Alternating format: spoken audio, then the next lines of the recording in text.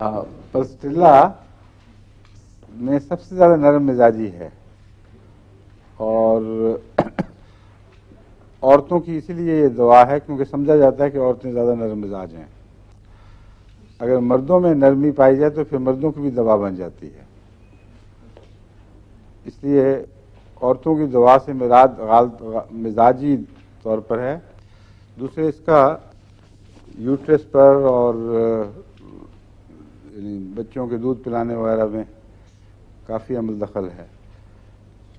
ایسے بچے جن کو دودھ کم آتا، یعنی ایسی مائیں جن کو دودھ کم آتا ہو، ان کو عموماً پلسٹیلا فائدہ دیتی ہے اور بڑھا دیتی ہے۔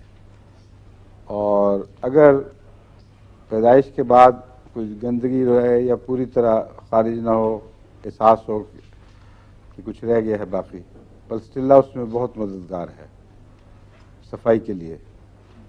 ڈی این سی آپ کہتے ہیں اس کو ڈاکٹری میں، وہ ڈی این سی کا کام اگر انفیکشن اور جس کو پرسوتی بخار کہتے ہیں پرپرل فیور وہ نہ ہو، اس سے پہلے پہلے جو رحم کی عام صفائی ہے اس میں پلسٹیلا بہت مفید ہے۔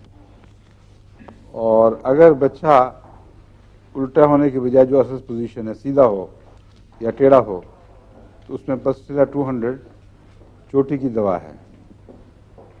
پیدائش کے وقت کی دردیں اگر کمزور ہوں تو ان کو طاقت دینے کے لیے پلسٹیلا بہت اچھی دوا ہے۔ بعض ڈاکٹر روٹین میں آخری مہینے میں مثلا 9واں مہینہ شروع ہوتے ہی پلسٹیلا شروع کرا دیتے ہیں، اور اس کے اچھے اثرات دیکھے گئے ہیں۔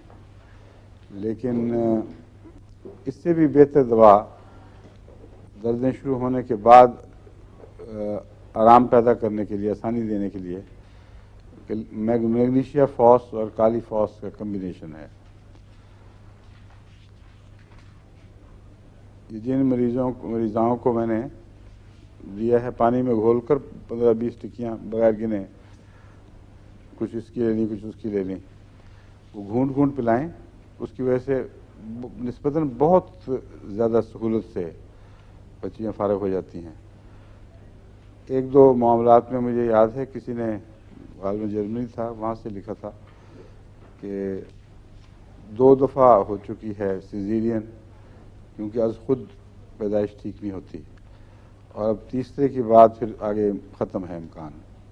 ان کو میں نے یہی دعا بھیجی تھی، میں نے کہا اب تیسری دفعہ آپریشن نہ کرائیں بلکہ پہلے یہ کرائیں۔ بعد میں اطلاع ملی کہ اللہ کے فضل سے بہت سہولت سے آرام سے فارغ ہو گئے اور کسی آپریشن کی ضرورت نہیں پڑی۔ لیکن آپریشن میک فاس 6X گرم پانی میں گھول کر گھونٹ گھونٹ پلائیں۔ لیکن اس سے پہلے پلسٹیلا بھی دلواتا ہوں میں، پلسٹیلا بالعموم اچھی چیز ہے اس میں۔